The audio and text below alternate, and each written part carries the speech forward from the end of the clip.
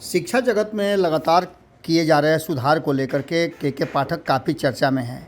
इसी बीच उन्होंने जब शिक्षा में सुधार की बात की, सरकारी स्कूलों का मुआयना किया, सरकारी स्कूलों की स्थिति देखी, उसके बाद से कई नियम लागू किए और इन नियमों में एक सबसे जो महत्वपूर्ण नियम था वो था कोचिंग संचालन के समय को प्रतिबंधित करना। आपको बता दें कि 9 बजे से 4 बजे तक कोई भी कोचिंग संस्थान नहीं चलेंगे। इस बात को लेकर के बड़ी ही स्ट्रिक्ट आदेश निर्गत किए गए थे और इसके लिए 3 चरणों में जिलाधिकारी को इस पर पूरी कार्रवाई करने की बात की गई थी। आपको बता दें कि प्रथम चरण में 1 से 7 अगस्त तक सूची तैयार करना था कि उनके क्षेत्र में कितने कोचिंग संस्थान हैं, तो वहीं दूसरे चरण में 8 से 16 तारीख तक कोचिंग संस्थान के संचालकों से बैठक बुला करके और उन्हें नियमों की जानकारी देनी थी। तो इसके साथ साथ 16 से 31 अगस्त तक ये पूरी तरह से ये किया गया था कि इसमें दंडाधिकारी की प्रतिनियुक्ति होगी और पूरी तरह से ये देखा जाएगा कि क्या कोचिंग संचालक इन नियमों का पालन कर रहे हैं। आपको बता दें कि कोचिंग संचालकों को लेकर के 31 अगस्त 2023 को ये लागू किया गया और 31 अगस्त 2023 के बाद अब कोई भी कोचिंग 9 बजे से 4 बजे तक नहीं चलेगी। इसको लेकर के कोचिंग संचालकों ने अपने एसोसिएशन की तरफ से कोचिंग इंस्टीट्यूट एक्ट 2020 का हवाला देते हुए कहा कि क्वालिटी एजुकेशन देने के लिए अगर सरकार ये फैसला कर रही है तो हमें स्वागत है, लेकिन कोचिंग एसोसिएशन ऑफ बिहार ने इस बात को रखते हुए सरकारी आदेश को मानते हुए ये कहा है कि हमारे यहाँ कोई भी सरकारी सेवक नहीं होते हैं, ऐसी स्थिति में हमें कुछ छूट देने की ज़रूरत है। हालांकि ऐसा लगता नहीं है कि इसमें कोई छूट दी जाएगी। इसके साथ साथ आप सुनिए क्या कह रहे हैं कोचिंग एसोसिएशन ऑफ बिहार के जो संचालक मंडल हैं। वो ये है कि सरकारी बच्चा 9 से 4 के बीच में ना पढ़े और सरकारी टीचर भी उस समय हम लोग के साथ में ना रहे। तो हम लोग विद परमिशंस ऑफ ऑल हम लोग ने ये डिसाइड किया अगर गवर्नमेंट चाहे तो हम लोग से अंडरटेकिंग ले कि हम ऐसे बच्चों को 9 बजे से पहले पढ़ाएंगे और 4 बजे के बाद पढ़ाएंगे। और सरकारी टीचर ऐसे भी हमारे पास आप देखिएगा 1% भी नहीं है और उस पर भी अगर लिखित चाहिए तो हम लोग लिखे। ऐसे भी हम लोग जानते हैं लेबर लॉज के अनुसार से एक आदमी 2 जगह काम नहीं कर सकता, तो हम लोग ऐसे भी नहीं रखते हैं। तो सरकारी टीचर तो बिल्कुल नहीं है हमारे सिस्टम में, और अगर होगा भी एक आध दो तो एफिडेविट का जो सिस्टम है उसमें हम लोग उसको ध्यान देने की करेंगे और हम लोग ना करेंगे।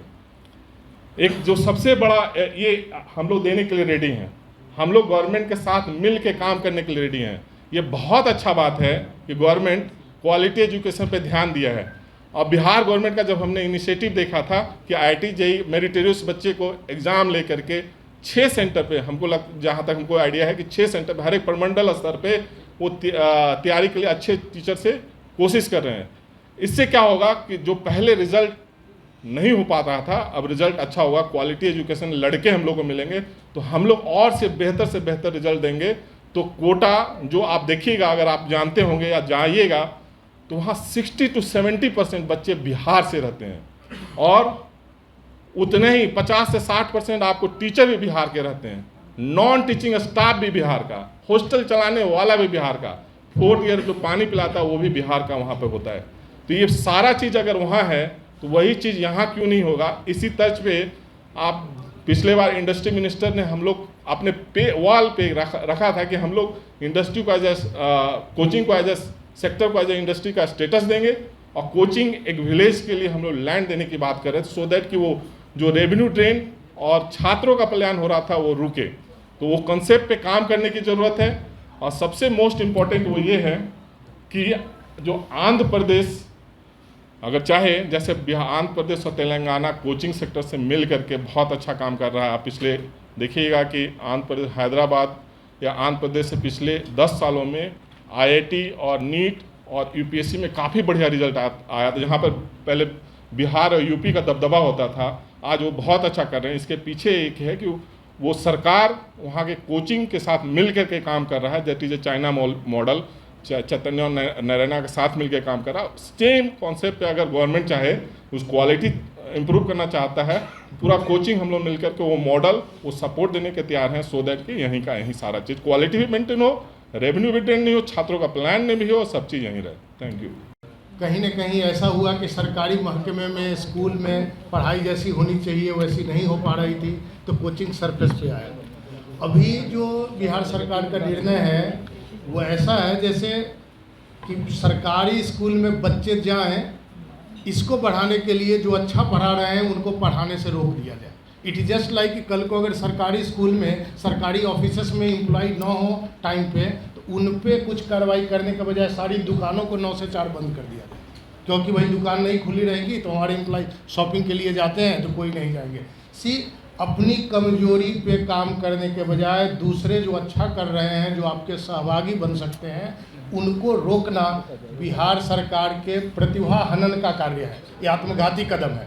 इस पे तुरंत निर्णय होना चाहिए, समुचित रूप से निर्णय होना चाहिए और इस तरह प्रकार का निर्णय होना चाहिए कि बिहार का एक अंग जो कि इतना रेवेन्यू का स्रोत है वो अच्छे से बिहार सरकार के लिए मददगार साबित हो, प्रतिभा रुके, बढ़िया रिजल्ट आए। और 1970 से कोचिंग इंडस्ट्री जो इस तरह इस लेवल तक आया, जो एक बहुत बड़ा योगदान दे रहा हर स्तर पे, आज एक इंडस्ट्री का रूप ले चुका है। इसको इंडस्ट्री का रूप दें, मान्यता दें, इसको सहयोग दें, इससे सहयोग लें, तभी समावेशी विकास संभव है। यही मेरा कहना है। एक्चुअली हम लोग क्रिएटिव का मतलब है कि हम लोग डेमोक्रेटिक सेटअप पे मतलब विश्वास करने वाले लोग हैं।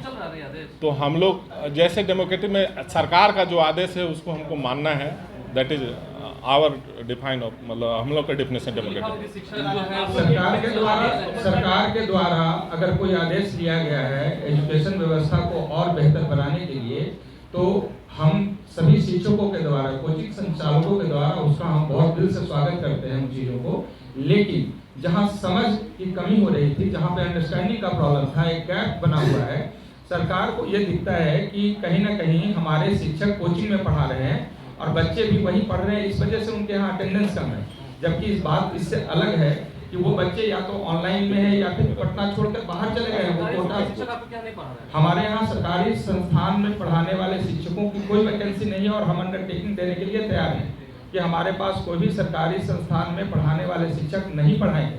ये वही शिक्षक हैं जो शिक्षित हैं और बेरोजगार हैं। इन लोगों ने स्वरोजगार की व्यवस्था की, जिसके बारे में सरकार हमेशा कहती है कि हर लोगों को रोजगार नहीं दी जा सकती, आप स्वतः अपने रोजगार को बढ़ाएं। और उस मामले में अगर कहा जाए तो बिहार अव्वल रहा है। यहाँ पे रोजगार की व्यवस्था और रोजगार की संभावनाएं बहुत कम है, फिर भी बिहार के युवाओं को क्रेडिट जाना चाहिए सरकार की तरफ से, तो रिवॉर्ड मिलना चाहिए कि यहाँ के युवाओं ने खुद से अपने लिए रास्ता तलाशा और वो भी रास्ता सृजन का रास्ता तलाशा है। इसमें कोई गलत काम नहीं कर रहे हैं, ये पढ़ा रहे हैं, शिक्षा बांट रहे हैं और सिर्फ शिक्षा बांट नहीं रहे हैं, इसके रिजल्टेंट को अगर आप देखें तो इतने IAS, IPS, डॉक्टर, इंजीनियर अगर बन रहे हैं तो कोचिंग की कितनी बड़ी भूमिका है। हम माननीय जो भी इसमें निर्णायक भूमिका निभा रहे हैं, जो भी पदाधिकारी अधिकारीगण हैं, मैं उनसे कहूँगा कि एक बार सर्वे करवाया जाए सरकारी संस्थान और कोचिंग संस्थान से पढ़ने वाले बच्चों में कितना रिजल्ट रेशियो कैसा है, बोर्ड में स्कोर करने वाले बच्चों का रिजल्ट रेशियो कैसा है।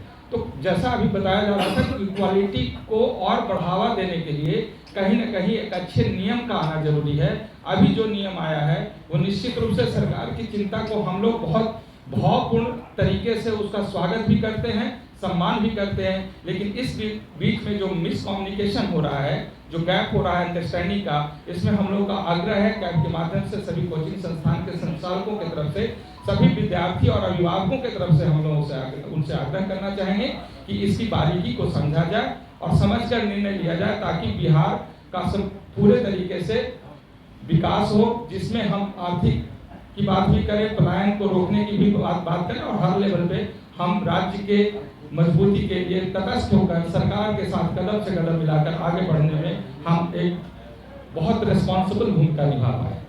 अगर ये वीडियो पसंद आई और वह बिहार के राजनीति और बिहारियत से सरोकार रखेनी तो सब्सक्राइब बटन दबा के चैनल के सब्सक्राइब कर ली। ओजे एगो घंटी बा, ओकरा बटन दबा देला से कुल सटीक और मारक खबर रुआ मुफ्त में मिल जाई। अगर रुआ पत्रकारिता के हमनी के नया प्रयोग में सहयोग कर चाहतानी तो ज्वाइन बटन दबा दी। पेटीएम नंबर नोट कर ली 9386816700। धन्यवाद।